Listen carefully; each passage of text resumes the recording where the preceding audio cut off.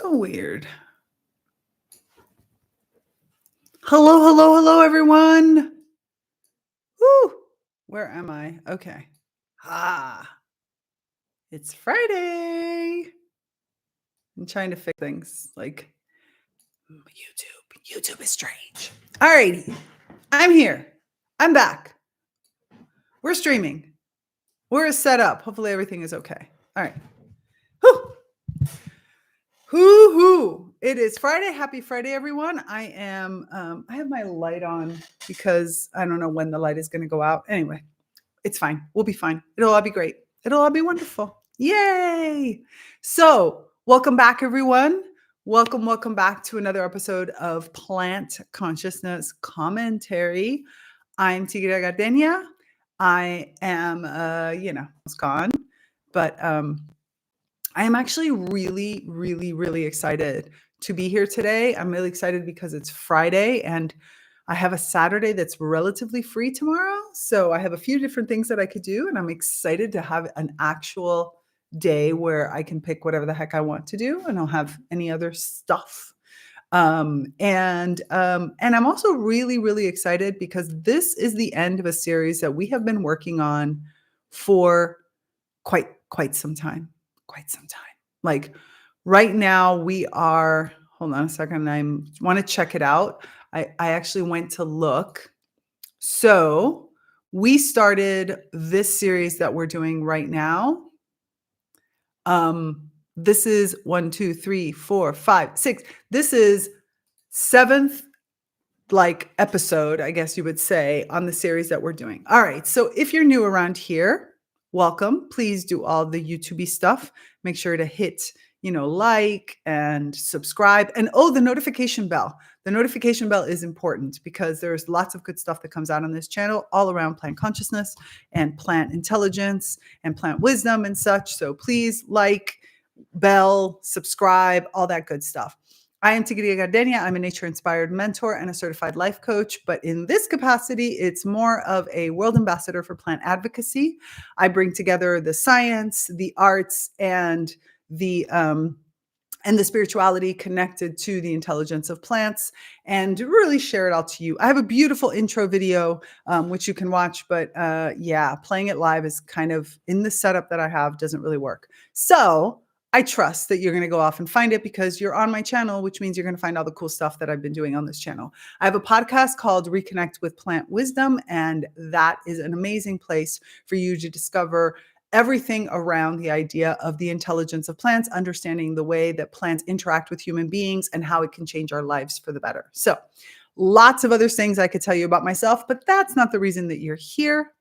You are here to hear about this paper. So let me give you a little bit of background, because without giving you background, it's going to be impossible to understand where we are.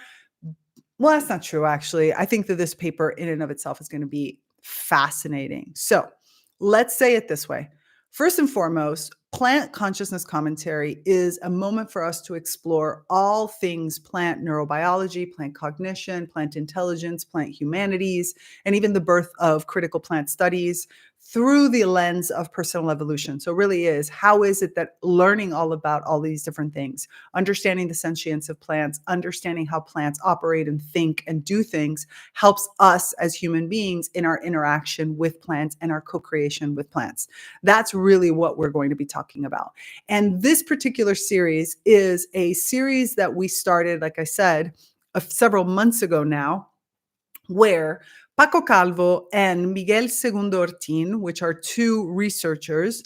Paco Calvo is a professor of philosophy in philosophy of science, to be very particular, because it's important to recognize why he is the one that's talking about this. He's a philosophy of science, and he also is the head of the Minimal Intelligence Lab in the University of Murcia.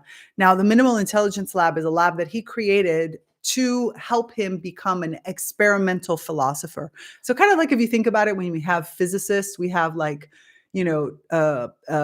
theoretical physicists and we have experimental physicists. In the philosophy world, he would be what I would call an experimental philosopher, in the sense that he is carrying out ecological and psychological research into the embodiment of the cognitive science. So looking at it through the lens of his philosophical approach, but then actually going out and testing his philosophies. Miguel Segundo-Ortin is a postdoctoral fellow who is working also in the University of Murcia. He is a member of the Minimal Intelligence Lab, so he works with Paco Calvo and probably under and to a certain extent. And his research, I'm reading right now, is the philosophy of the cognitive sciences. I know Miguel, I don't know him at all. I know Paco, that's why I could talk more easily about him.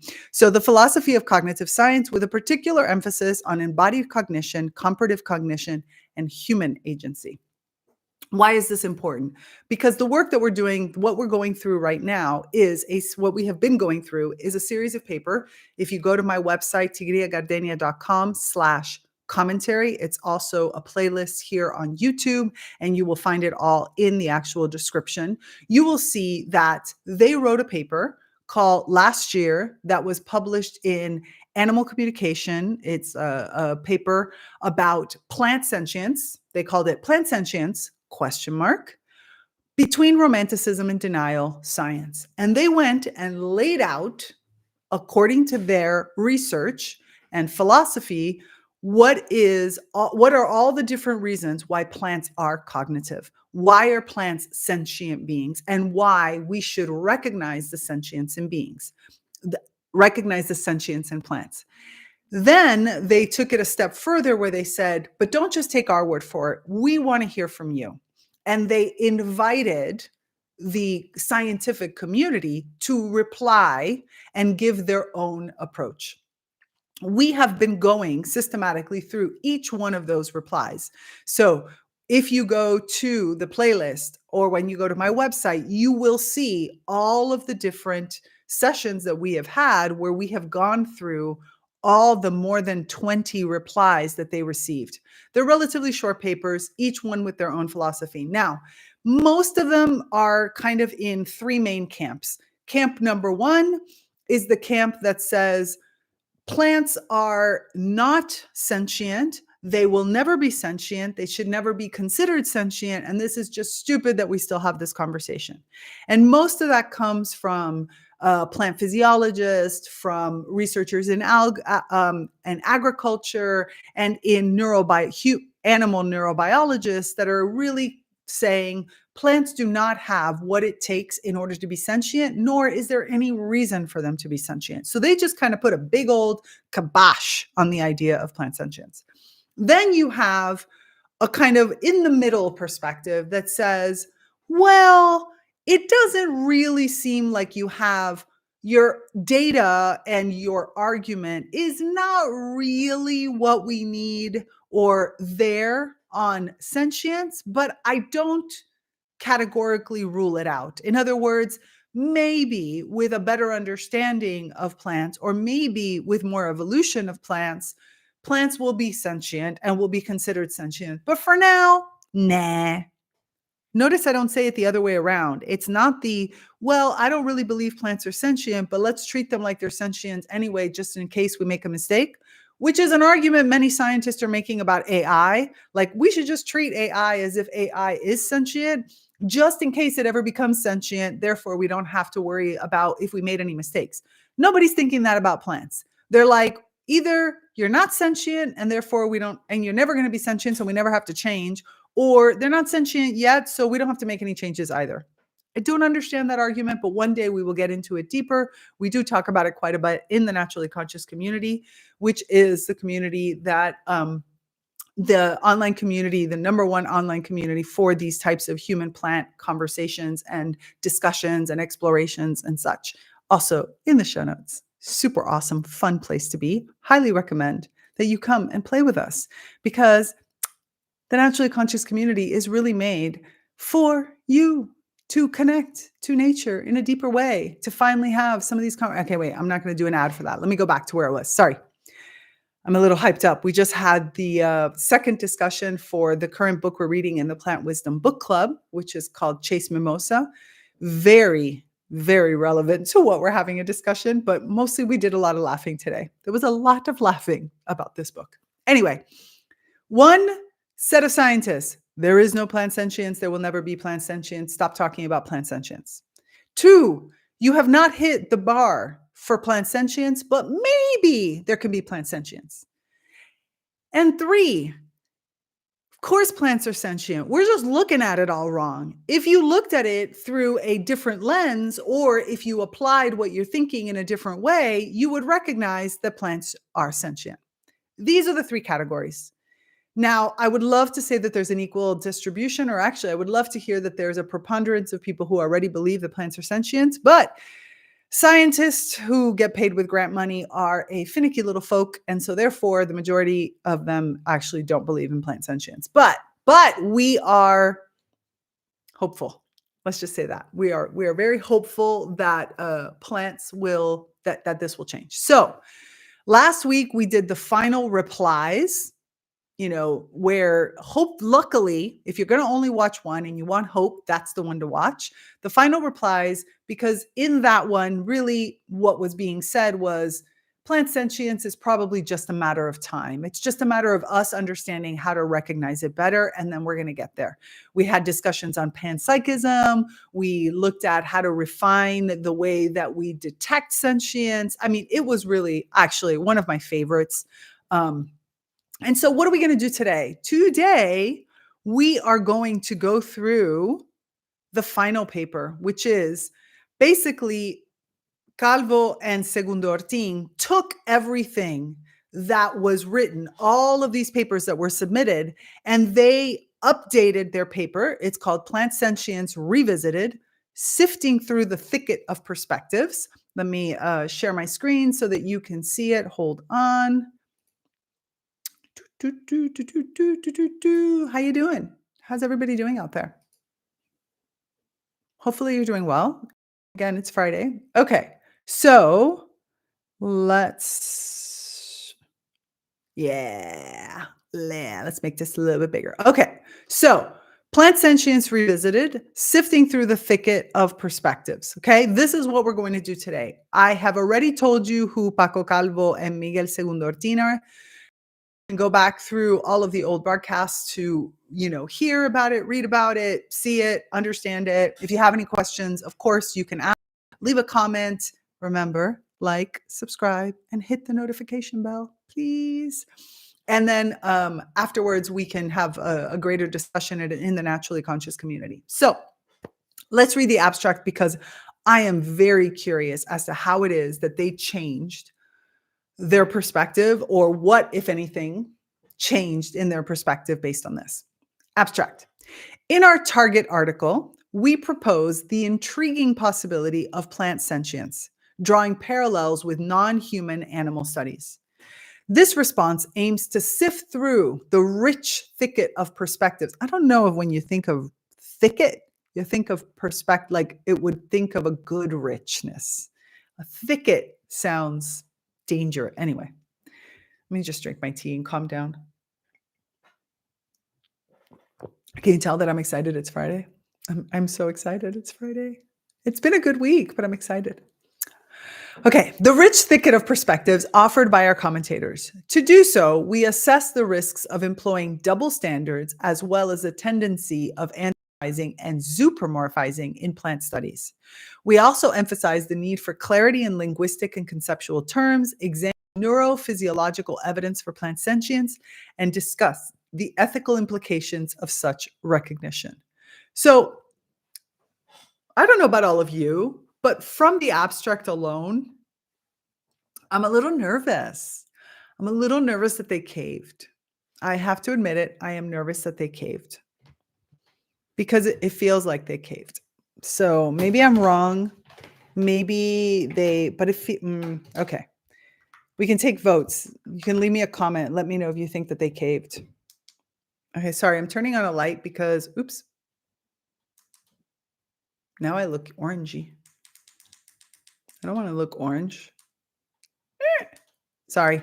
Turning on light because my light outside is starting to wane. And as you all know, because you hear me talk about it every week, I do not have a good lighting situation for darkness. I'm still working on it. Okay. Anyway, let's get back into the paper. 1, introduction.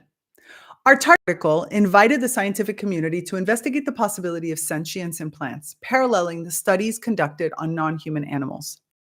Don't parallel like what's happening on any kind of non-human animal to what we want to do with plants. We want a unique approach.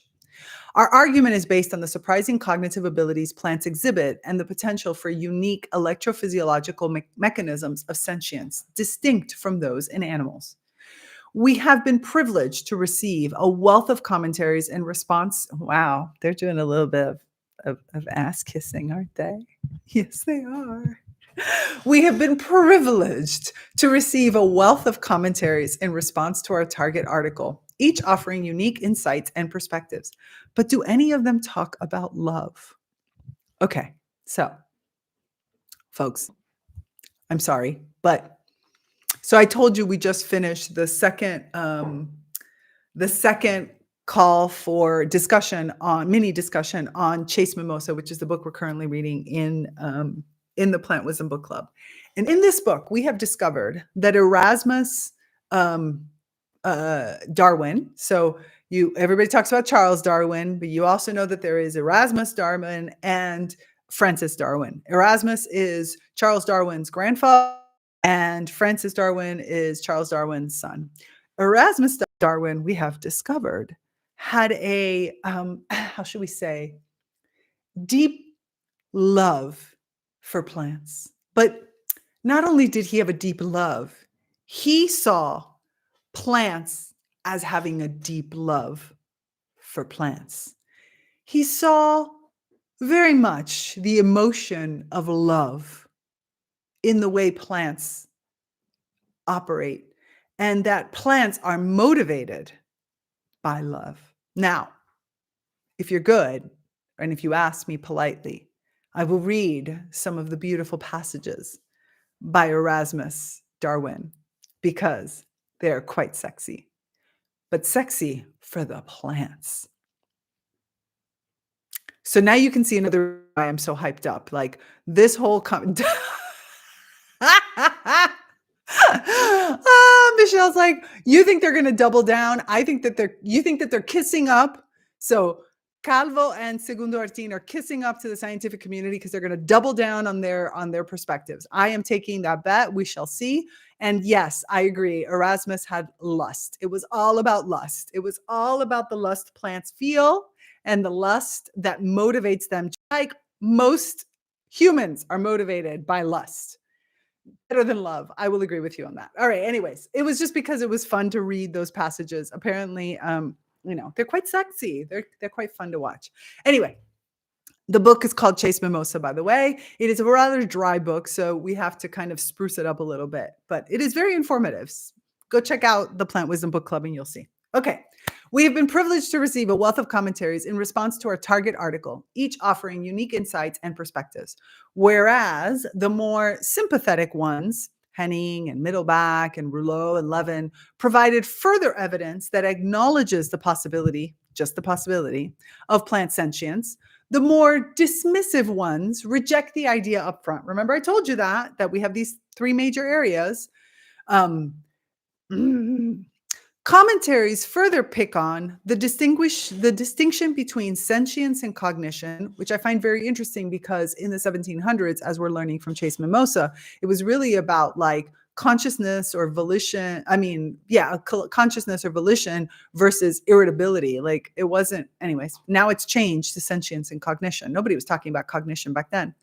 And sensing, the alleged neurophysiological evidence or lack thereof, the need for linguistic and conceptual clarification, the value and role of comparative analysis with a focus on the scientific underpinnings of plant and animal sentience, comparisons and highlighting differences, the philosophical underpinnings of the debate, contemplating the broader recognizing sentience in plants, the overall empirical evidence and the direction for future reference, and the foreseen ethical implications. Nobody really gets into that because, well, that's not true. One of them did, maybe two, because that's the scary. I'm still convinced that that's the scary one, among others.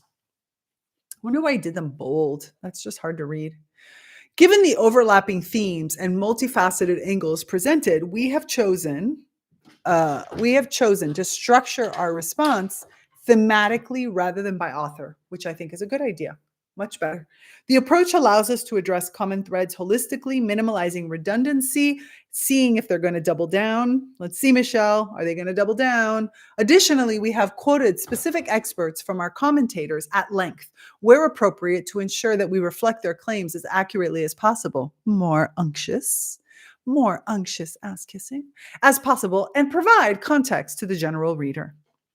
We are grateful to all the commentators for their invaluable engagement and contributions, and very much hope we are able not just to clarify, but also to enrich the ongoing debate in a constructive manner.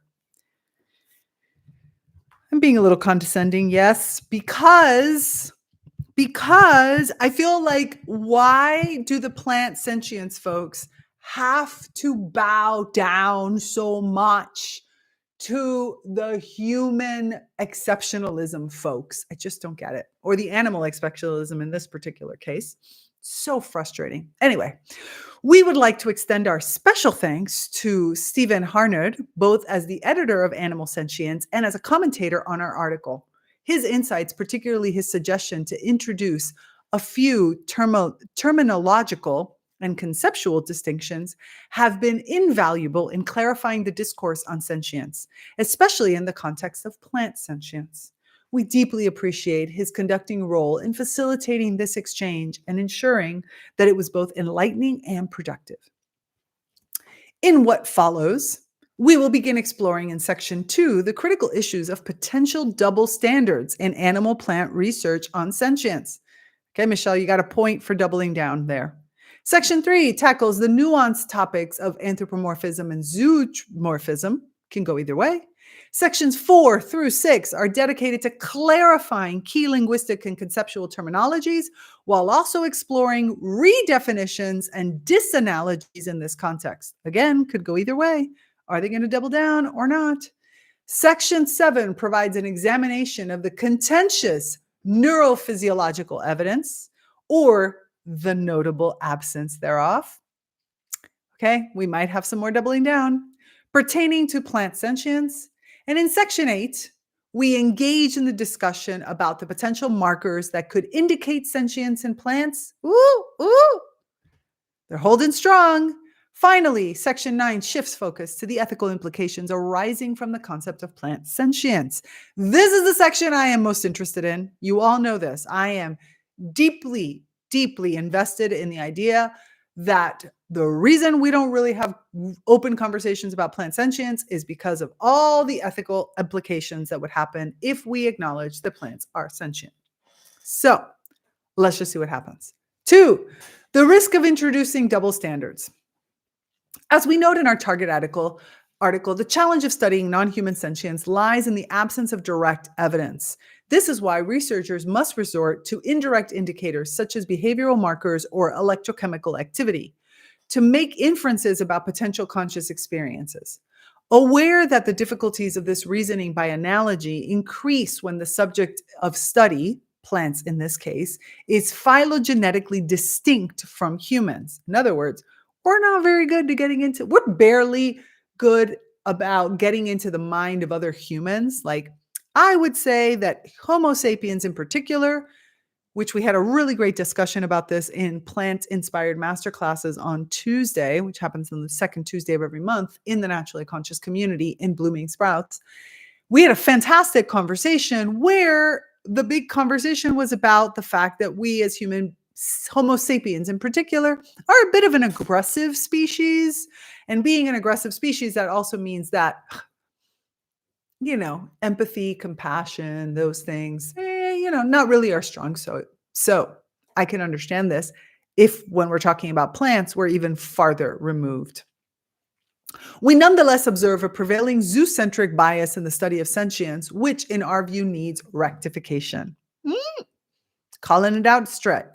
Bennett claims that although the empirical evidence suggests that there is something akin to plant cognition, no amount of evidence for cognitive abilities in plants equates to evidence for plant sentience. Let me rephrase this again. Let me repeat this a sense, because here you start hearing the bias. No amount of evidence for cognitive ability in plants equates to evidence for plant sentience. So basically, plants will never be sentient, Even if they stand up and like wave hello and say, "How do you do, how you doing, sir?" That is still not plant sentience. The reasoning of Bennett is cognition would not be positive evidence for plant sentience in itself. And indeed, no amount of evidence for plant cognition would ever be evidence for sentience, which is something fundamentally different. We agree with Bennett that cognitions and sentience should not be equated, with the proviso that by the same token, vision, by the same token, no amount of evidence for cognitive abilities in animals equates to evidence of animal sentience, and that animal sentience is not required to understand or interpret the behavior of animals in their environment. Reasoning otherwise, we hold, is to adopt a double standard. Excuse me, my seat. Which is true. It is true. They do adopt. Bennett seems to employ such a double standard when claiming that our line of reasoning is weak. He insists that we do not present any evidence for the existence of plant sentience per se, only speculation based on incompletely understood phenomena.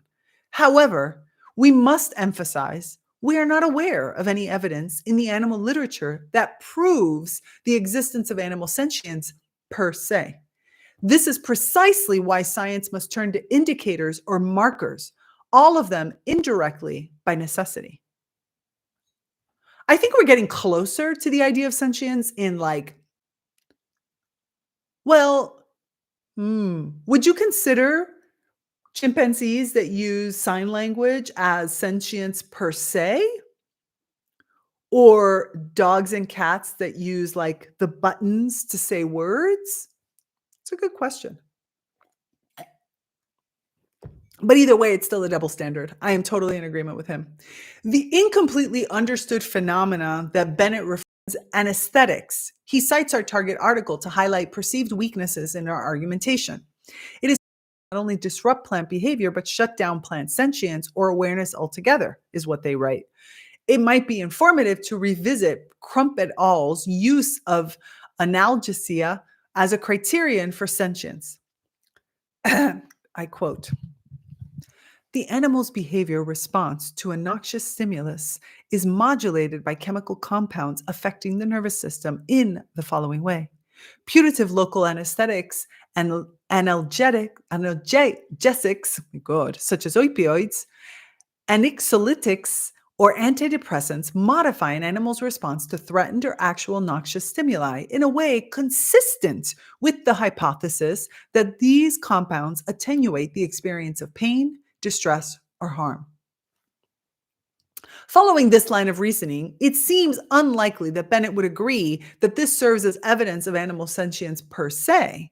In fact, when using this as an indicator or marker of animal sentience, all we could infer is that it's possible that anesthetics not only disrupt animal behavior, but also shut down animal sentience and awareness altogether. Remember, in this case, sentience is being equated to awareness. In other words, I am in an aware state. I am aware of myself. I am aware of my body. I am aware of pain. I am aware of happiness. I am aware of emotions. I am aware of a whole series of different things, which an anesthetic will then remove that awareness, and therefore is saying that by the behavior of the fact that I am no longer aware, I am no longer sentient, which means I must be sentient to begin with.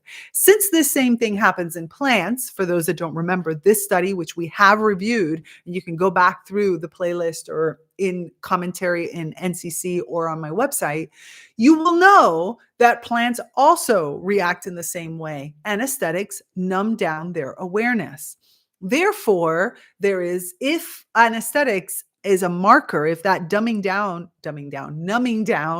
is a marker of sentience in animals, shouldn't it be a marker for plants? In fact, that anesthetics not only disrupt animal behavior, shut down. Okay, this is precisely what we claim, and it is a reason we insist that more research is needed.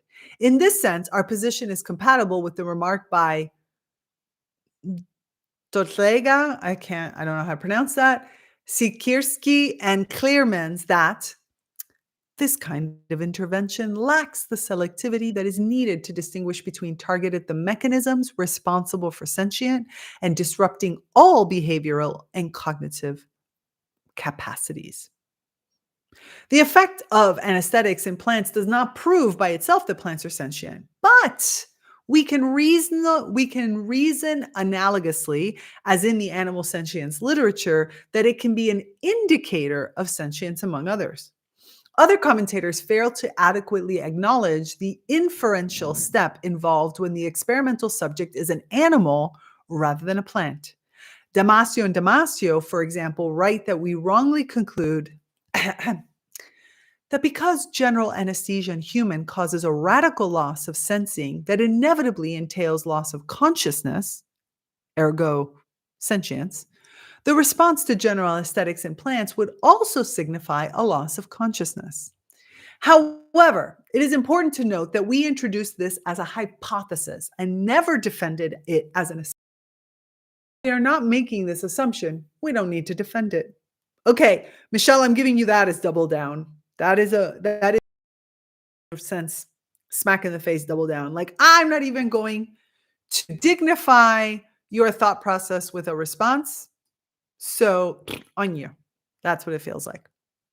And I'm okay with that. I am totally okay with that. Okay. Um, where are we?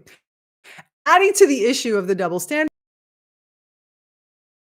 of sentience is hard enough to define in humans, let alone animals, and certainly impossible in the context of plants. Oops.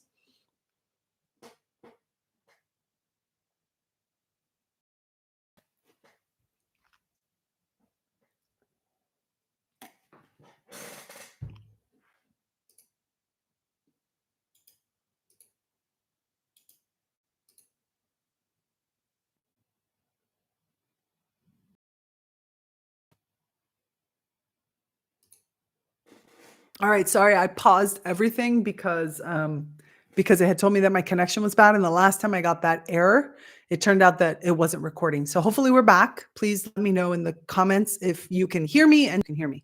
So my connection is still unstable today. That's horrid. To make sure I don't have anything open that could potentially cause problems. All right. I'm going to reread what Bennett said because I don't know when the connection went wonky on it. So hopefully we're okay. Adding to the issue of double standard, Bennett also tells us that the idea of sentience is hard enough to define in humans, let alone animals, and certainly impossible in the context of plants. Impossible, not improbable, not even more difficult, not we don't have a clue as to how to do it. Impossible, implying we will never have a clue how to do it.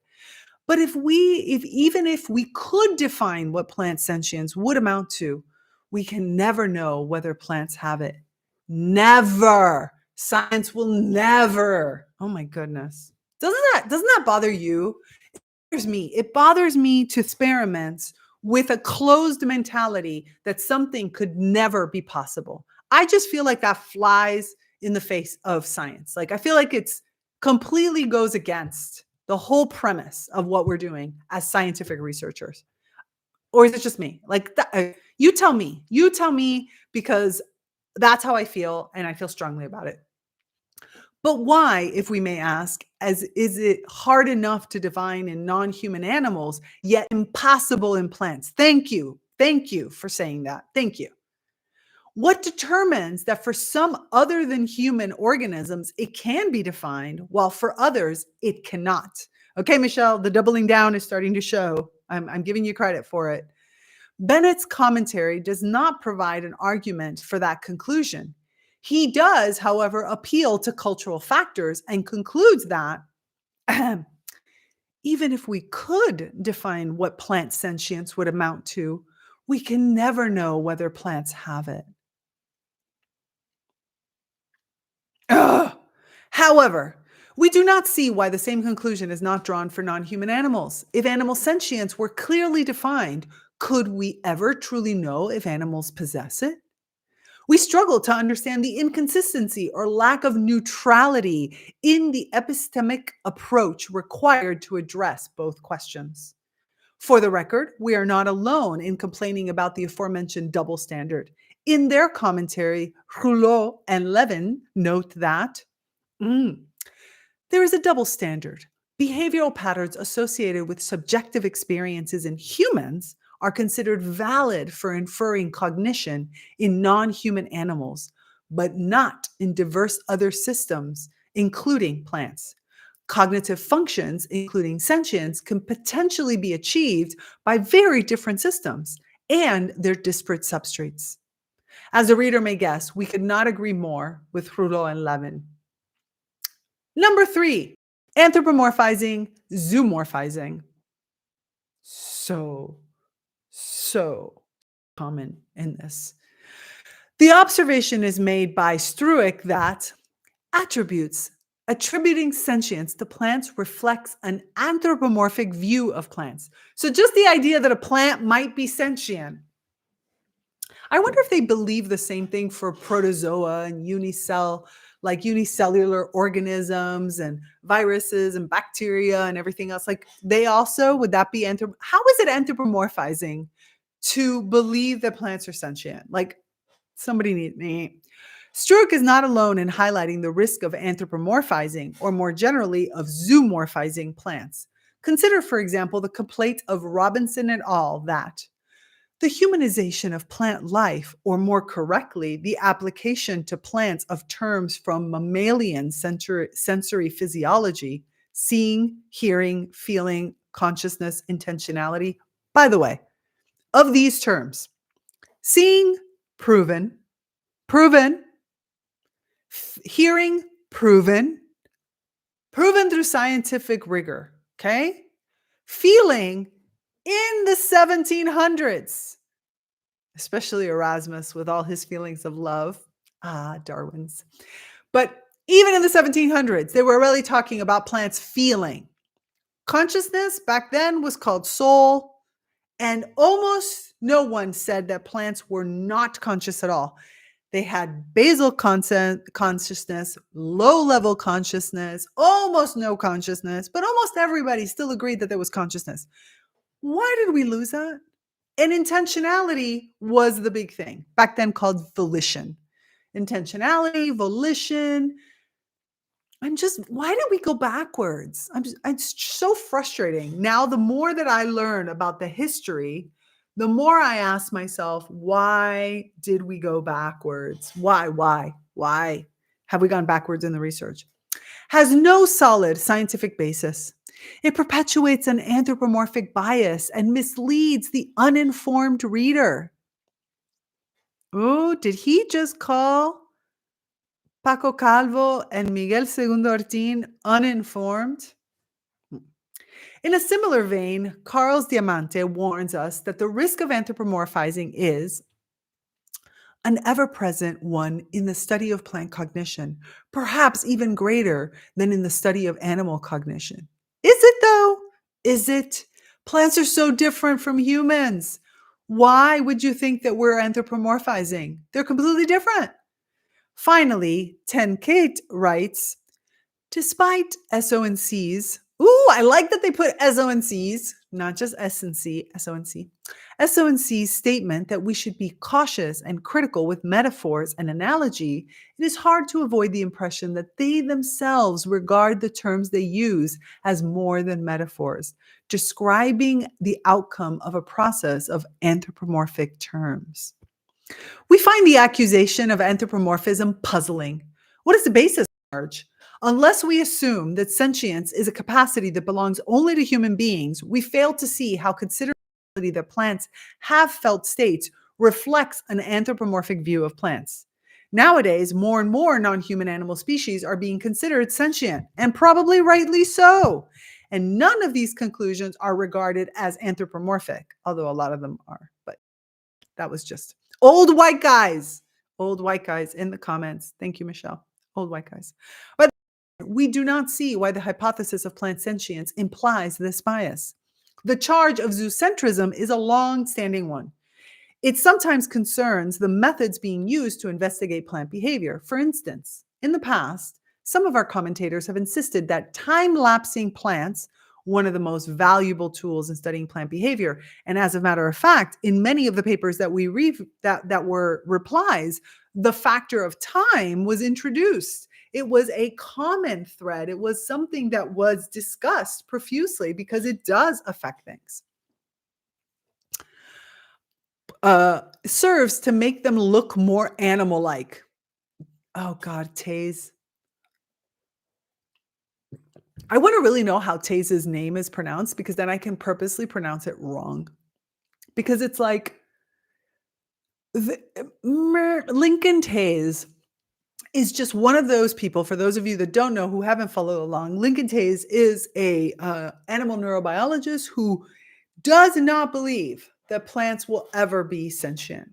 Okay, does not believe it. Does not want to believe it. Sorry, my hair is driving me absolutely bonkers, folks. I'm trying to put it up. I'm trying to get it out of my face. It's driving me nuts. So, but that's the whole point, Michelle, that time-lapse photography is used in animal, but they're saying that that's the double standard from above. It's okay in animal studies because animals have, I don't know, I don't even know why, but it's not okay for plant studies. And how can using this make them look more animal-like? No, it's more plant-like. The criticism that the use of time-lapse video zoomorphizes plants is misplaced. Time-lapse techniques are not used to make plants appear more animal-like, but to uncover intricate patterns in plant behavior that might otherwise go unnoticed to the naked eye. These methods, Trawavas, I wish he would have written a reply. I would have loved to have him and Martyr write replies to this. These methods, actually, none of the biggies in the world of plants wrote replies, but I guess because they would just be considered biased because they already believe through their research. These methods provide valuable data on various aspects of plant movement. Regarding this last point, Plebe has highlighted the importance of timescales for debates about cognitions and sentience. According to Plebe, the challenge presented by the difference in timescale between plants and animals has been acknowledged by both proponents and critics of the hypothesis that plants are sentient. However, this issue has primarily been framed as a difficulty in applying animal-based models to plants, rather than as a cultural barrier to accepting the notion of plant sentience. We hold that time-lapse is a useful way to overcome the barrier imposed by the in which phenomena occur in plants and animals, making us able to appreciate plant behavior as we see it. It's not the techniques that are inherently, rather the bias some choose to interpret them. We firmly believe that the biases they point out are more a reflection of their own perspectives than ours. Yes, I like this. I like this. In fact, a similar conclusion is drawn by Tiffin. It is worth noting, however, that with few exceptions, the basis on which some commentators address the target article seem rather anthropozoocentric and occasionally anthropozoomorphic. Yes, we would agree with that.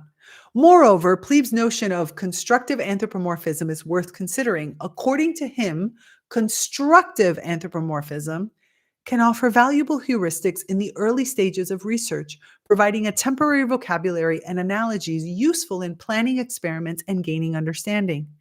Anthropomorphism is certainly a tool that must be handled with care. The differences in time scale may confer some useful constraints on our imaginations. In extending the vocabulary of psychological and neural states from humans to plants, the time scale disparity would force us to keep in mind how profoundly different sentience would have to be if it existed at all. It is exactly that. It is a completely different time scale. The sentience, the way a plant expresses their sentience would be very different. I mean, exactly. Time is being constructed. It's a concept, a construct. I'm reading the word and it's not from the comments and it's not coming into my head. It is a construct that we as human beings understand in a certain way. And we apply that construct to animals and to others. But plants live that construct very differently, as many of us who are plant communicators have actually asked, how do plants experience time, with really interesting results. And, we even just recently did this in the Sprouts writing and creativity group, where we actually had this conversation. We asked plants to help us, or we embodied certain plants, working very closely with them to co-write what does it mean to actually experience time. And it was fascinating. I highly recommend for you to do it. If you have any questions on how to do it, just ask me. We've got stuff in the Naturally Conscious community for you. We've got classes and opportunities and experiences. Come experience it with us. We welcome Plebes' effort at reconciling scientific endeavors with common sense beliefs, acknowledging the valuable effort in directing the discussion about plant sentience towards a scientific path. If anything, our efforts in the past have been geared towards understanding how to customize experimental protocols imported from the animal literature for use in plant research, which I still think we shouldn't do. I seriously think that all of you should go on like a plant quest, and all of these researchers should sit with a plant for X days. In this case, Monica Galliano, I think, got it right, which is, go spend some time, sit in long contemplation in the middle of nowhere, in silence, other than the sounds of nature, and one plant, and ask that plant, how can I test for sentience? I bet you if you did that, you would come up with a pretty interesting model. That is my assertion. I believe it, and I am sticking to that. That is mine doubling down. That's my doubling down. If anything, our efforts in the past have been geared toward understanding how to customize experimental protocols imported in the animal literature for use in plant research, avoiding the risk of anthropomorphizing plants in the process. For detailed discussion of the hurdles in customizing animal protocols, see this citation. It is likely that none of this will move Mallet at all. No, nothing at all. Ties, Mallet, nothing moves these folks, man. These folks do not want to believe that it is possible that plants will ever be sentient. Who insists that, read it ahead and you'll get it for yourself. SO&C also seem to sidestep the burden of proof by labeling their opponents zoocentric, meaning unwilling to consider that organisms other than animals may be sentient. No, the opponents are not closed-minded or myopic. By the way, he's talking about himself, just so you know. Mallet's talking about himself. But are just declining politely to accept, without strong evidence of my choosing, the extraordinary claim that plant sentience is produced by some unknown hypothetical mechanism, which, by the way, in the 1700s, they didn't have any problem accepting this, that does not involve a nervous system. Like, seriously, how could we possibly think that you could prove beyond a reasonable doubt, my reasonable doubt, I am obviously embodying Mallet, that these beings without nervous systems could possibly be sentient? I'm feeling very dramatic today. I think I've been listening to a lot of music lately, and I'm just, okay, actually, it's not just because of music. Hold on. All right, folks, here's the truth. The reason why I'm feeling this way, I have been actively working on embodying conscious anger. There are too many things happening around me at a large scale, macro, and at a micro, where my inflated sense of compassion, because I have worked so hard and have, as some would tell me, a ginormous amount of compassion for people. And I try really hard to use that compassion and to understand where they're coming from and to accept and to be compromising and all those things. But you know what? Righteous indignation and conscious anger has its place. I think I'm going to do a whole podcast episode about this, because I have been working really hard to refine the anger that I put off to a side many years ago because I didn't know how to use it, and bring it back into my life. And this is where the plants are helping me to bring it back into my life in a way that could be used for good. Do you believe that anger could be used for good? Because I do. And, I'm looking for it. So that's why I'm sort of a little bit more dramatic today in this reading, because I feel like in Italian we say mi stai prendendo per il culo. Like, really? Really? Or in Spanish we say mi stai tomando el pelo. Like, yeah, surgical rage. Surgical rage. I like that. I like that phrase. Okay, sorry. It is now incumbent on plant neurobiologists to accept unequivocally that the burden of proof lies squarely on their shoulders. Now I understand why people have like the swivelly arm and the arm that moves, because seriously, you want it. Mallet et al. Insist further that the road from romance cannot reach science while denying the burden of proof. We must reiterate that we do acknowledge the burden of proof and understand the need for stronger evidence. However, the sole method we're aware of for gathering such evidence and ensuring a robust data pool is through experimentation. These experiments must be tailored specifically because our subjects are plants, not animals, and spatial temporal scales are crucial.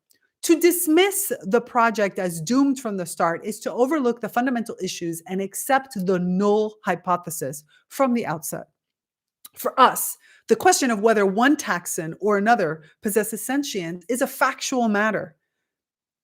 And it's up to science to prove the answer, not for you to tell me it's unprovable. Is the current evidence sufficiently robust? Here is a difference between, I'm going to use a different analogy to understand this. One of the reasons that I became a Kabbalist and I really fell in love with Kabbalah when I started to study, I am like such a lover of Kabbalah. And one of the reasons why is because Kabbalistic philosophy in general, in other words, when it gets passed down, always does two things that I absolutely love.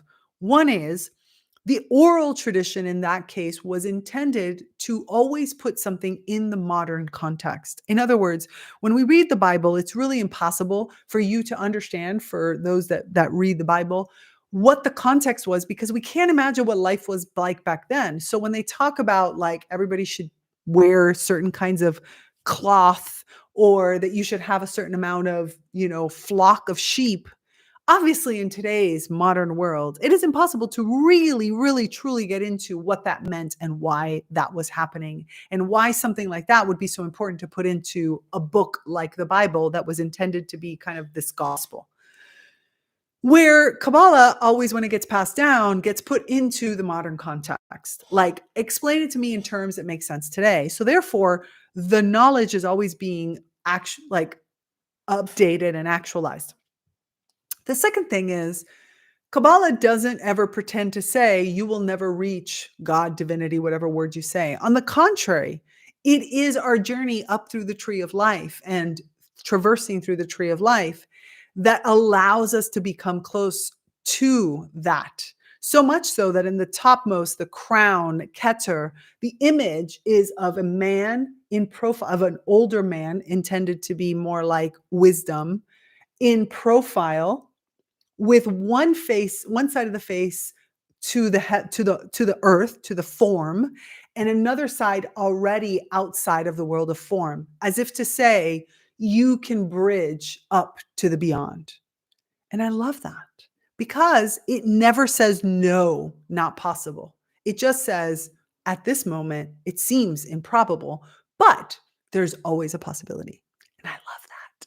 I love that. So that's pretty much what I think he's saying, is that Segundo-Ortin and Calvo are saying, we're trying to get there, and you just keep telling us it's impossible. It's like freaking Catholicism versus Kabbalah. It's like, seriously, dude, no.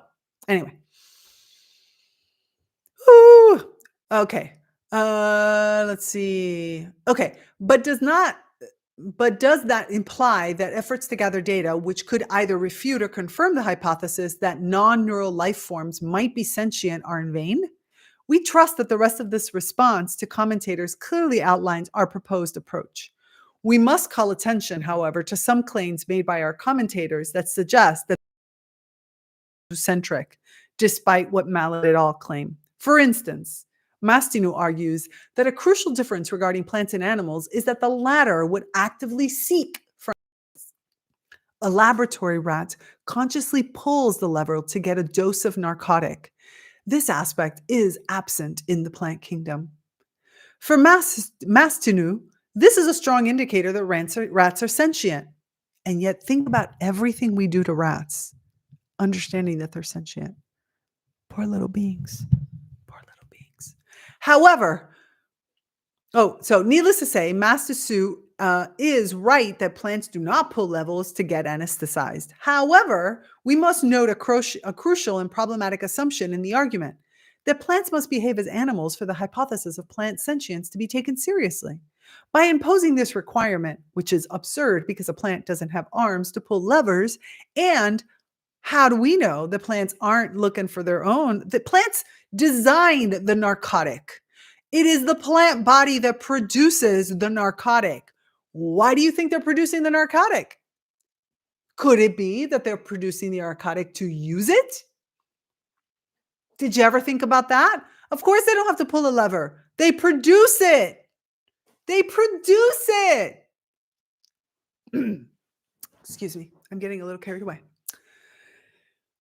By imposing this requirement, we hold Mastinu and is asking us to judge plant sentience using animal standards. As with sentience, this is a strong indicator of zoocentrism.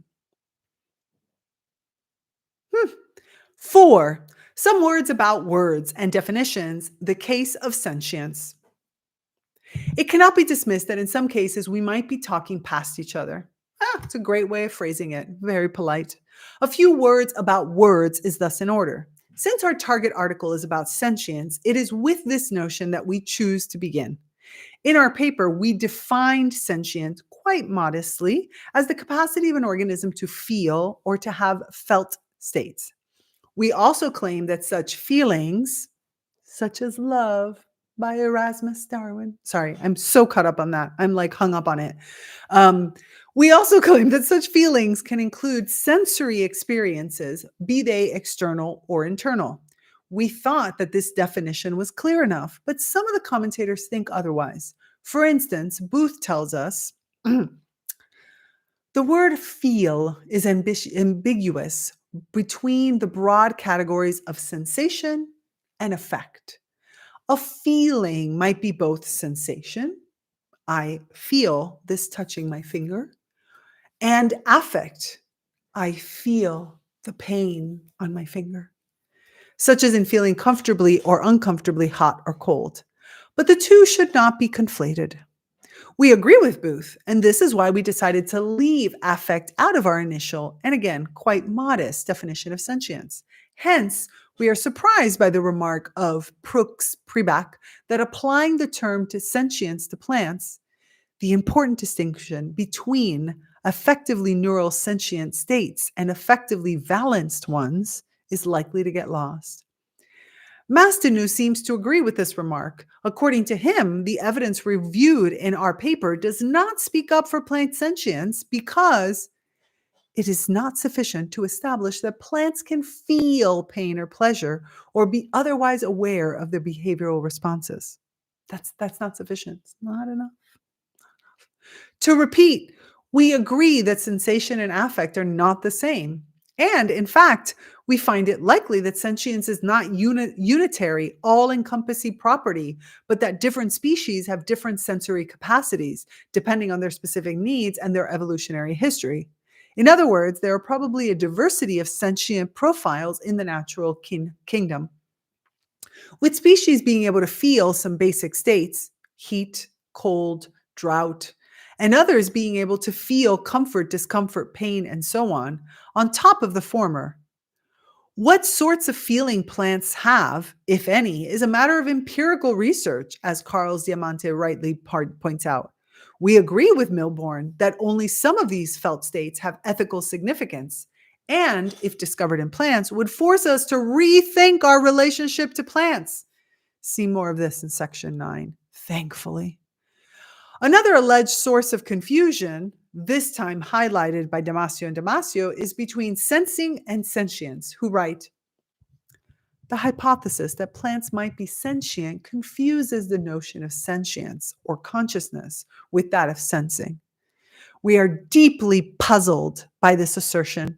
First of all, since Damasio and Damasio do not cite any specific passage from our target article where we conflate the two, we must conclude that the misinterpretation lies in their reading of our stance.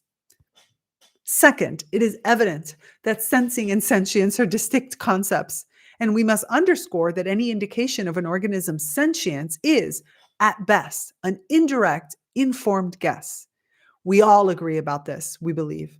But it is important to note that this is equally true for animals and for plants. We don't know about what fishies are thinking. We don't know what ants are thinking. We don't know what big old birds in the sky, like crows, are thinking. We infer. It's just such a ridiculous thing that they have to write this. It feels, you know what I love about reading this? I love reading this because it feels like I'm reading to a third grader. And I think that they purposely did it. So, Michelle, I'm giving you the whole double down, at least so far. I think that they wrote this for a third grader. It's kind of like, you know, all those posts on social media where it says something that seems ridiculous and they say, can you please explain it to me? Like if I'm a kindergartner or I'm a small child or I'm a third grader or something like that. I feel like that's what this paper does. I think that they sat and they looked at all the papers and they're like, we are going to write a paper that a 3-year-old would understand. A 3-year-old, not even a third grader, a 3-year-old. And therefore it is extremely fun. It's like we to read it because come on, it's really, it's like, of course, can you please admit that we are just guessing as to also whether or not animals are sentient? And if we use those same guessing techniques on plants, why is that not okay? Why are we moving the goalpost? This leaves us wondering why Damasio and Damasio state that the hypothesis of plant sentience, in particular, conflates sensing with sentience. If the evidence for sentience is always indirect, why is it the case that only the hypothesis of plant sentience is making the aforementioned confusion? Note again the risk of introducing double standards. Broom, nonetheless, disagrees with our, and many others, position that non-human sentience cannot be directly observed. According to Broom, thousands of scientific papers contradict this. According to the view of SO&C, it would seem that no certain evidence about the mental state of any animal, including any human, can ever exist. Broom concludes that if our position is right, then the project of investigating other than human sentience is doomed. We do not think that this project is doomed. Quite the contrary, we shall let Rouleau and Levin respond in our behalf, if we may, since, as they correctly point out, cognitive scientists have become increasingly willing to attribute sentience to members of the animal kingdom, despite our long-standing inability to measure subjective experience directly in any species, including humans. Indeed, all attributes of cognition, i.e., mental actions, including sentience, are always inferred on the basis of embodied behaviors, including verbal self-report in humans. If felt states in humans and other animals are always inferred, why is the same leap from observable behavior to inferred sentience not afforded to other organisms, including plants? We've been asking the same thing. We've been asking the same thing. Us, this question is critical, but the inferential leap appears to take different forms depending on the kingdom under consideration, unfortunately.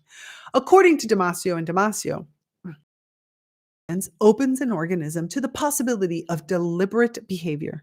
Deliberate behaviors are available in humans, obviously, but also, we presume, in numerous species equipped with nervous systems and sentience. So, prerequisite to having any kind of deliberate volition, I choose to do this, you got to have a nervous system. Says who? We expect all mammals, birds, reptiles, and fish to be sentient, conscious, and we venture that so are some insects. Yeah, they manufacture it. That's it. I like it. Look, they manufacture. Exactly. They manufacture it. That's what they're doing. They manufacture their responses. Setting aside the nature of Damasio and Damasio's argument that sentience opens the sentient organism to the possibility of deliberate behavior, when in reality, deliberate behavior is what should state that something is sentient. Deliberate behaviors are available in humans, obviously, but also, we presume, in numerous species equipped with a nervous system and sentience. So, in other words, I have to be, I have to have deliberate behaviors, volition, intention in order to be sentient. But the only way for me to have deliberate behavior is to have a nervous system and be sentient. They totally manufacture it. I totally think that they're manufacturing these. We fail to see why all mammals, birds, reptiles, and fish are automatically considered sentient, which they weren't, by the way. When I did my master's, fish were not considered sentient, by the way. Like they were not. So that's a new thing. While for insects, it's only a possibility. We do not necessarily disagree with Damasio Damasio. We merely observe that they do not clarify their reasoning or specify the evidence guiding their distinctions. Building on our earlier remarks, it is evident that positioning ourselves as the infallible gold standard carries significant risk, a stance we have already underscored. And yet, Ivan K. et al. Resort to such a gold standard too when they claim that high order theories of consciousness require the existence of unconscious representations alongside conscious ones. Isn't that what they talked about with anesthesia? Right. In arming their theoretical argument, they considered global workspace theory and the theory of higher order thought carries significant risks, a stance we have already underscored. And yet, Ivanche et al. State, based on the consciousness literature, we develop an argument that to ascribe sentience to a system, one needs to show both conscious and unconscious manifestations of the system. This view is based on a theoretical and methodological argument. Given that potential criteria for sentience were primarily developed in the human consciousness literature, we will use that literature to establish the argument. We're not talking about humans here. On the theoretical front, we first diverged from Vanche et al.'s human-centric perspective, but no, there's no anthropomorphizing there. In our previous work, we examined various theories of consciousness, both reductionist and non-reductionist, the former seeking to pinpoint biophysical mechanisms and material substrates, and the latter aiming to discern the type of non-mechanistic principles that might underpin sentience as an emergent phenomenon. Seriously, we really need to get to a place of like understanding that the whole mechanistic view that we have we have forgotten every other approach. It's only the freaking mechanistic view. Reductionist approaches include the cellular basis of consciousness, information integration theory, which is an interesting one, and quantum-based approaches. Non-reductive approaches encompass predictive processing theories based on the free energy principle, as well as ecological and inactive theories of consciousness.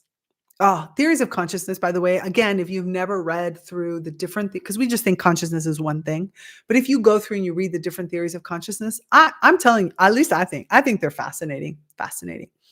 Despite their evident diversity in terms of function and structure, these theories share the assumption that sentience likely did not emerge de novo in humans or within the animal kingdom. The evolutionary plausibility of theories of consciousness has brought to prominence the concept of plant sentience. Thus, irrespective of the degree of credibility given to any particular theory, be it reductionist or non-reductionist, it is evident, contrary to Ivanchi et al., that global workspace theory and the theory of higher order thought do not represent the entirety of theoretical possibilities. Sorry, dude, there's more. Moving on to their methodological argument, urge us To demonstrate plant sentience empirically, begin by developing a workable dissociation paradigm. In Ivanchi et al.'s view, a possible application in the plant context might be to try to contrast processing of external stimuli that have local effects in a plant to processing that leads to a larger, coherent movement of plant. Yeah, I'm going to gasp like, we are thankful, thankful, thankful. They're so polite. That's like, we're thankful. Fuck you. For Ivanchi et al.'s constructive feedback and are eager to accept it. However, two caveats are warranted. First, we must incorporate a variety of frameworks in this endeavor, as indicated in our previous contact, because it's not like you can cherry pick which theory of consciousness you want us to prove for plant consciousness. Like, we have all these theories of consciousness, even just for humans and non-human animals. What makes you think we're going to only be able to pick one of those for plants? Second, it is important to recognize that finding dissociable signatures of consciousness and unconscious processing does not necessarily mean that the effects are behavioral. Conscious and unconscious processing might produce different or even opposite behavioral effects, as well as other types of non-behavioral electrophysiological effects. Assuming that we are open to theoretical frameworks beyond global workspace theory and the theory of higher order thought, we might discover that if consciousness correlates with, say, I like how they add say, like you don't write say in papers. This is them tirándolo por el culo. Like seriously, they're just, I can't remember the expression in English. It's to me, but basically, come on, they're making fun of them. How was it, Michelle, that you put it when we were talking about Chase Mimosa, that you were saying that the author keeps explaining, like, in a way, he's just, I can't remember the term. It'll come to me or somebody will write it. But basically, come on. Correlates with, say, the degree of information integration, an electrophysiological approach. Mocking. Thank you. He's mocking him. The degree of information integration, an electrophysiological approach could be used to study this integration in plants. To summarize, as Mediano et al. Have elucidated, if plant consciousness depends on the capacity of the vascular system to support complex patterns of electrical activity distributed among interacting bundles of vascular tissue, i.e., integrated, whilst being information rich, the vasculature of higher plants may well fit the bill. So maybe. I loved it. I'm loving it. I'm loving it because they're explaining it like for a 3-year-old. Thank you. Number 5, on the definition of consciousness, because we're still in the wordy words. On the definition of consciousness, interestingly, seriously, this is not written like a real paper. Like, interestingly, a number of commentators picked up on the idea that cognition and sentience are to be told apart. For the record, we agree with this distinction, as demonstrated by the fact that we introduced a series of cognitive markers as possible integrators of sentience. Some authors disagree with our use of cognition, though. For instance, Thicket, excuse me, I have something in my eye. Thicket notes that we break away from the allegedly well-agreed definition of cognition introduced by Shuttleworth, according to which cognition refers to the mechanisms by which animals acquire, process, store, and act on information provided by the environment. According to Thicket, we attribute cognitive capacities to plants, such as decision-making, anticipation, and the like, but that we shift the definition of cognition away from the causal one, i.e., away from what proximate processes and mechanisms underlie a particular behavior to its consequences. What this seems to imply is that cognition refers to a series of mechanisms that underlie and thus make it impossible that organisms can make decisions, anticipate future contingencies, which they do, learn by association, which they do, etc. And since we do not provide any information about such mechanisms, we have not found cognition in plants. Even worse, according to Thicket, this is something well agreed in the field. Similarly, Booth criticizes our use of terms such as feelings, behavior, cognition, and sentience, accusing us of employing them without reference to scientific criteria established by experimental psychology. According to Booth, both cognition and sentience resort to transforming informational content between input and output. Plants, Booth suggests, are neither cognitive nor sentient, ever, because they do not perform such input-output transformations. There are different things worth considering here. First, that plants do not transform informational content between input and output is debatable. In fact, paraphrasing Adamatsky et al., Valverdu claimed that plants can provide a reliable way to design computational systems. In other words, to computational systems, the way that they process the information. It might be possible to combine them with computation following engineering principles because of their intrinsic mechanistic properties. Leaving aside the disagreement between Booth and Valverdu about plant computation, a second point deserves consideration. It is simply not true that cognition is a well-defined term used to denote a series of specific mechanisms or processes that must be realized by all organisms to be called cognitive. Man, we were just talking about this in Chase Mimosa. Like, there is no agreement. If anything, the evolution of cognitive science has shown us that information processing is a misleading concept. And what we have in a field is a sort of explanatory pluralism, with more and more cognitive scientists convinced that the same cognitive functions could be made possible by different mechanisms or processes. In other words, what we experience as cognitive behavior could come from different physiological sources. Who says that there's one agreement?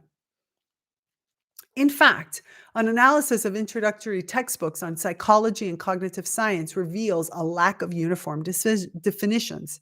For example, Amsel highlighted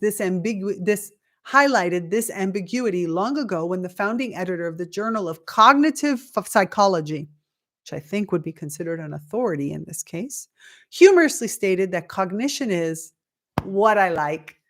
Ooh, I have a lot of people that then would attribute, who would accept that definition. What I like. Note 2, the risk of begging the question here. Suppose that plants are able to perform. I just wanted for the record that these are 2 non-native speakers who wrote this. I love it. Suppose that plants are able to perform some of the behaviors we call cognitive in other species, but they do so by other means that are not computational. In other words, what if they can do all the things that a central nervous system does without having a central nervous system? Would it be reasonable to conclude that plants are not cognitive? Would it not be more fruitful to take the case of plants as a starting point for a comparative analysis of cognition? After all, if we do not define vision causally, not casually, causally, restricting it to that of species with chambered eyes, like us, then there is no reason to do it with cognition. If we accept that vision across species happens with different mechanisms, why are we not believing that cognition can happen with different mechanisms? Hence, Tays and Mallet, who continue to say that you need a central nervous system and a brain, shut up. Shut up. Shut up. As Segundo-Ortin Calvo noted, by positing specific input-output transforming mechanisms as the hallmark of cognition, we run the risk of imposing important and undue limitations to our comparative cognition, leaving out of consideration a priori many forms of sophisticated behavior displayed by plant and animal species. That many researchers happen to resort to their preferred definition of cognition does not mean that the definition is either the one and only one, or the most appropriate one. It could be totally appropriate for that species, but not for another. In fact, a course reading of the set of commentaries suggests that what we mean by cognition is far from settled. For example, Yilmaz writes, one can think of cognition as a basic capacity of all organisms, including single-cell organisms such as E. coli. Organisms have evolved various kinds of cognitive capacities through evolutionary processes, and plants have their own ways of cognitizing. Yes, we fully agree. Elsewhere, we have explored a broader understanding of cognition from an embodied and biological perspectives, according to which cognition is fundamentally a biological function aimed at interacting beneficially with the environment. Within this framework, cognition is understood in terms of perception action interactions, extending beyond just human level thinking to encompass a broader spectrum. Excuse me, I have the hiccups. A broader spectrum of phenomena. Cognition would be realized by different mechanisms that make it possible that organisms navigate and adapt to their environment.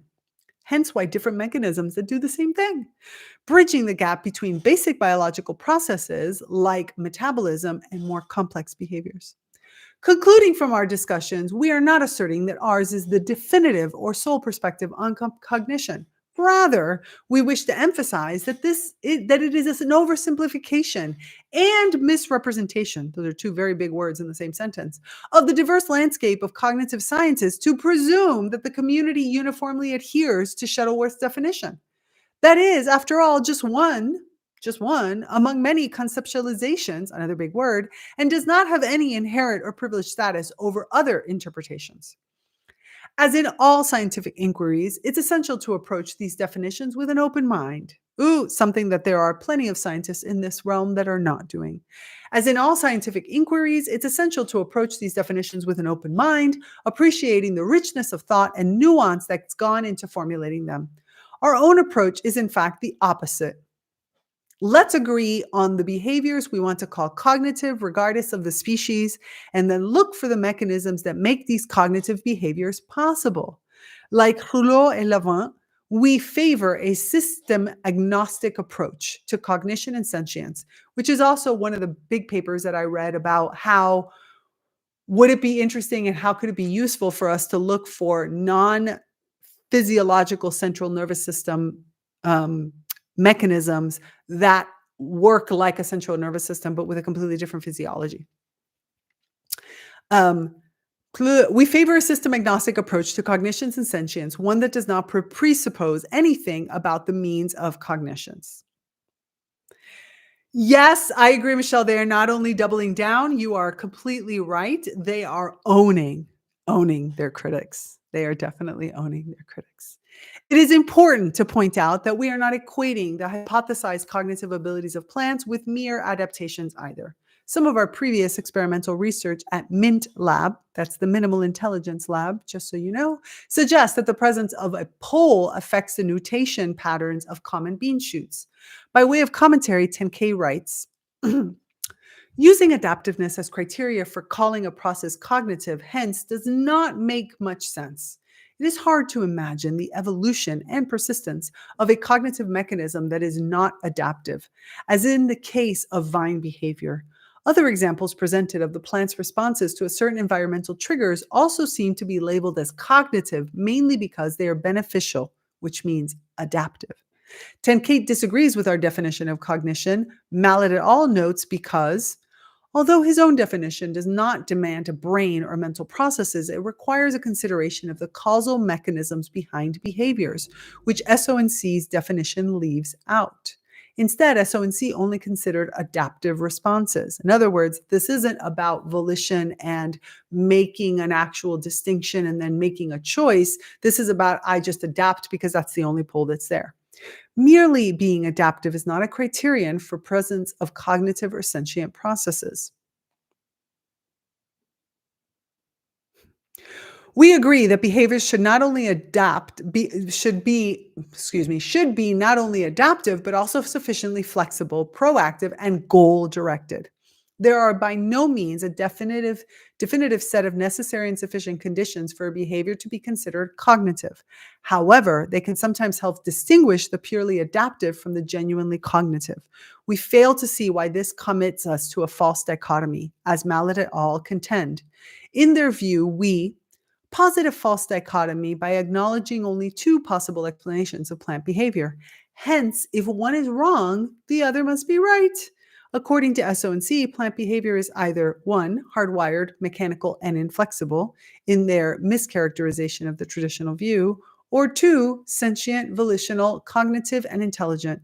But there is an intermediate possibility that plant behavior is flexible and complex, but does not involve sentience.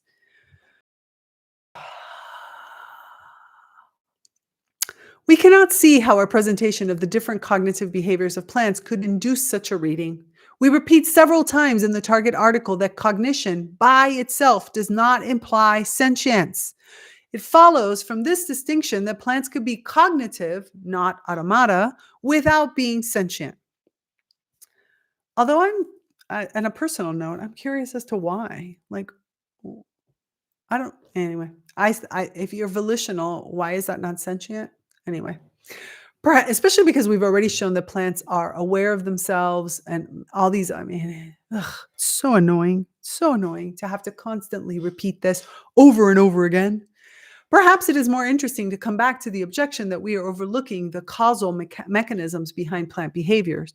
Contrary to Mallet et al.'s suggestion, our approach in the bean study does not overlook the causal mechanisms behind behaviors. It simply addresses one aspect of the problem. In Raja et al. In 2020, we wrote, our research induced a cutting-edge methodology to study the dynamics of plant nutation movements. Unlike traditional kinematic analysis focused on shape, period, or amplitude, our approach centered on 3 distinct aspects that are widely recognized in the biological and behavioral dynamics literature as signatures of adaptively controlled processes and motions when found in other organisms: harmonicity, predictability, and complexity.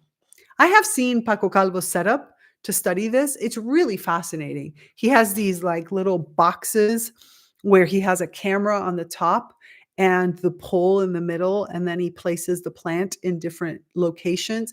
It's fascinating what he's created. In theory, this methodology can be applied to a broad spectrum of movements, including plant movements. Does this imply that a dynamical analysis provides a comprehensive explanation? Certainly not. The causal mechanisms governing the nutational behaviors of common beings remains to be identified. This underscores the need for further research inquiries, referring to the aforementioned study by Raja colleagues. Thicket argue that explaining the complexity of the vine's behavior in terms of controlled to attain a goal, SO&C attribute purposeful foresight to the vine, thereby taking this to be indicative of the presence of sentience. For Thicket, our description of the empirical findings of Raja et al. In terms of endogenous control incurs a teleological reasoning. The first thing to note is that the language of endogenous control is not ours. Okay? We're not controlling squat. Not at all.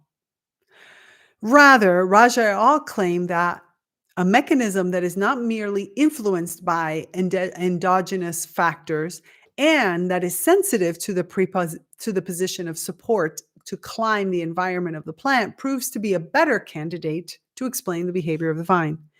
Is this language just a metaphor? It is important to remember that Raja et al. Colleagues have taken 3 typical signatures of adaptively controlled processes and motions as reported in the biological and behavioral dynamics literature: harmonicity, predictability, and complexity. When applied to human and non-human animals, these signatures are assumed to be present in behaviors that are goal-directed and endogenously controlled. Now, you can just hear his voice, at least because I can hear Paco's voice. Now, if Thicket is right that we must regard this language as metaphorical, then we must do so for animals and plants alike. If it is difficult to see how we can use some terms for some cases and not for others, if we are observing the same phenomena in all of them. Once again, Rouleau 11 expressed this view in a clear and crisp way. If behavior is the window to sentience, evaluation criteria must focus on observable response patterns without reference to the means by which they are produced. Doesn't matter if there's a brain, Doesn't matter if there's a central nervous system. What matters is the behavior. This is exactly what Raja et al. Did. We stuck to the observable behavior. Number 6. More on redefinitions and disanalogies. I should have drank something stronger. All right. In comparative cognition, there is a risk that key concepts are used in rather idiosyncratic ways. This has been stressed by Mallet et al., who charge us with, Mallet, redefining standard neuropsychological terms, giving them unfamiliar meanings that fit plant behaviors. The same is argued concerning some cognitive capacities, such as decision making. Mallet et al. Note, decision making in standard definition involves minds and mental pondering, making up one's mind to an opinion, course, or action. But SO&C used the following redefinition of Reed et al. That does not require a mind. Mind you, in this particular case, Mallet et al. Are saying that mind is equal to brain.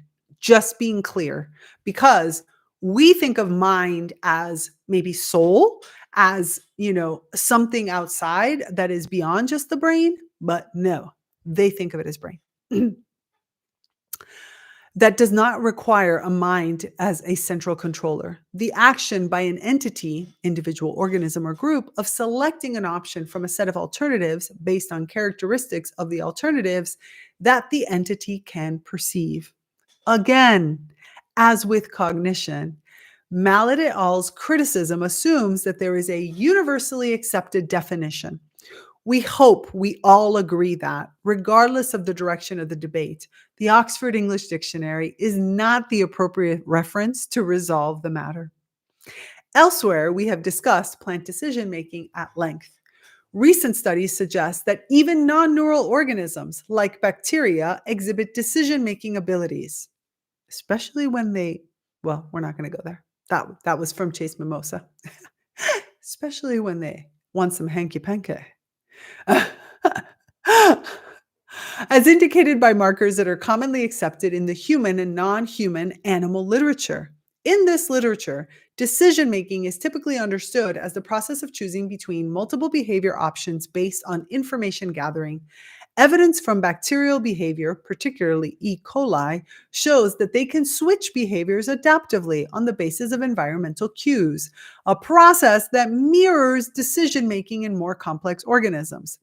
These bacteria utilize distributed control systems to evaluate and respond to their environment without a centralized system. Control systems do not always follow a hierarchical pattern where mechanisms are arranged in ascending levels of control. Instead, they are sometimes arranged heterarchically, meaning that they can operate somewhat independently without a centralized governing body, gathering, processing, and acting on information about the internal and external states of the organism, like cephalopods do, right? Contrary to what is commonly believed, current neurophysiological evidence indicates that mammalian brains realize this hierarchical organization as well, and that many sophisticated human decisions could result from hierarchical neural control systems. This decentralized approach challenges Mallet et al. They don't like to be challenged. Mallet et al., Tays, all of those folks, they don't like to be challenged. Traditional view that decision-making requires a central executive mechanism. In apparent agreement with Mallet et al. That the way we use concepts is problematic and somewhat pseudoscientific, Struick writes, definitions and concepts that are commonly used in work on human cognition and sentience are stretched to make them broad enough to also include plant phenomena. The case is then built from there, mainly from indirect and weak evidence, or no evidence at all. You're just writing a full paper, but you've got no evidence at all. Speculating mainly from further analogy. The result is that there is a set of slightly distorted definitions and concepts that together create a new reality. Its main advantage being to provide room for new hypotheses and innovative ways of thinking. A case in point, according to Struick, is the term behavior, which he considers inappropriate for plants.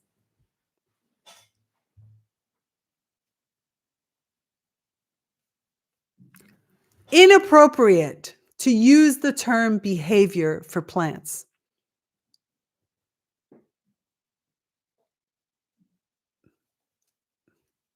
I'm speechless. I'm speechless. Importantly, whereas the idea of plant behavior has faced skepticism in the past, behavior can be defined in ways that include plants. The internally coordinated responses, actions, or inactions of whole individuals or groups to internal and/or external stimuli, excluding response changes. This definition of behavior, which avoids referencing movement, ooh,